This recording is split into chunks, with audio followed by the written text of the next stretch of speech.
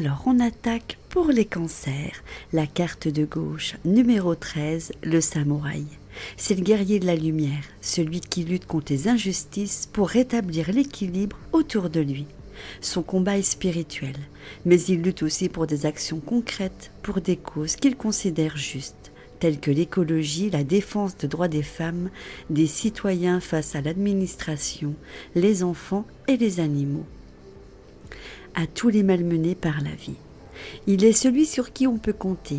Sa justesse de ton n'a d'égal que ses vertus. C'est équivalent à la force dans le tarot. Donc si on entre en action, on peut obtenir tout ce que l'on veut. La personne a parfois tendance à trop en faire, à vouloir aider les autres pour leur bien, car elle a conscience qu'elle connaît les solutions adéquates. Mais ce faisant, elle en fait trop, car elle a du mal à savoir dire non et puise dans ses forces vitales.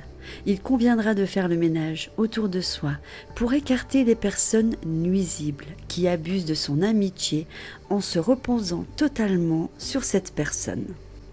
La carte de droite concerne les finances et la carrière. Des problèmes financiers sont en cause dans notre vie amoureuse en ce moment. L'amour et l'argent sont liés depuis toujours et cette carte met l'accent sur cette corrélation.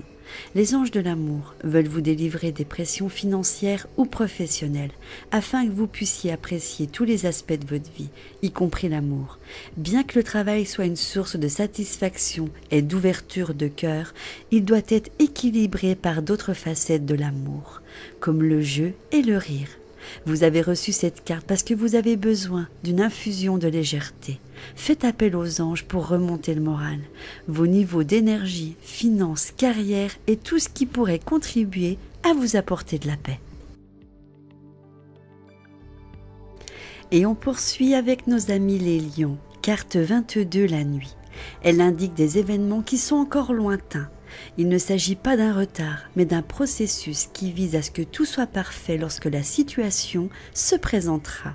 Cette carte met en lumière une magie léguée par la lignée familiale qui protège celui qui en bénéficie. Ce peut être un don de voyance ou de guérison héréditaire que le consultant utilise ou non. Ce don peut provenir également d'une vie antérieure où la personne utilisait ses capacités. La personne est rêveuse au sens druidique. Elle puise dans son sommeil les réponses à ses questions. En décryptant ses rêves, elle dispose d'un outil très performant pour connaître et trouver les clés qui vont lui ouvrir les portes de sa destinée.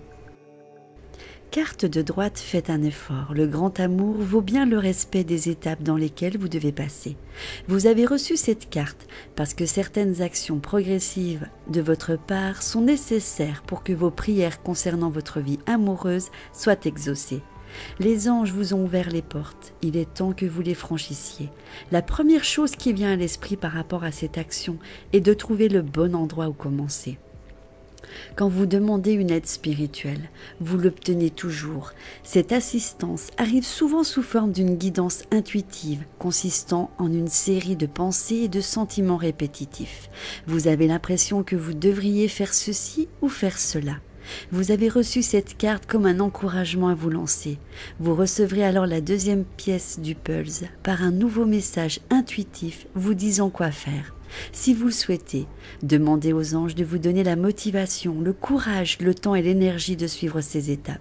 Sachez que chacune d'elles vous rapproche de votre grand amour. Et on continue avec les Vierges, la carte de gauche, le jour numéro 32. L'aube d'une nouvelle vie apaisée et sereine se lève. Après une période de turbulence en amour, dans le travail et au niveau financier, tout se met en place.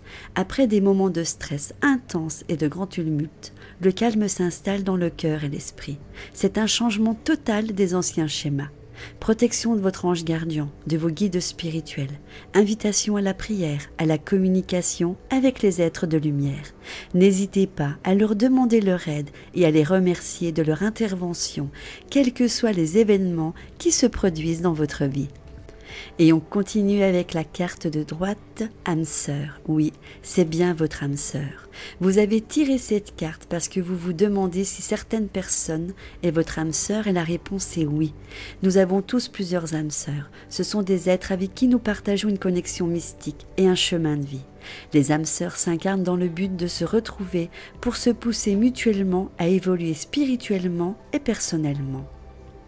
Comme vous le pensez, la personne dont vous vous préoccupez est bien l'une de vos âmes sœurs. Ce sentiment de familiarité et d'aisance que vous avez ressenti lors de la première rencontre prouve votre lien karmique. Cette carte est parfois tirée par ceux qui demandent « Quand est-ce que je vais rencontrer mon âme sœur ?» ou « Vais-je rencontrer un jour mon âme sœur ?» C'est la validation d'une réponse positive. Il s'agit la plupart du temps d'une personne que vous connaissez déjà. Bien que l'étincelle romantique ne soit pas manifestée au début, vous aurez une nouvelle occasion de découvrir ensemble la passion. Voilà pour cet horoscope, la suite des horoscopes arrive dans les prochaines vidéos. Des bisous! Vous aimez ma chaîne? Je vous invite à vous abonner, c'est gratuit. N'oubliez pas de cliquer sur vous inscrire, d'activer la petite cloche pour recevoir mes vidéos. Mettez-moi plein de petits pouces vers le haut. N'hésitez pas à partager ma vidéo sur les réseaux sociaux ou sur vos forums. Je vous embrasse.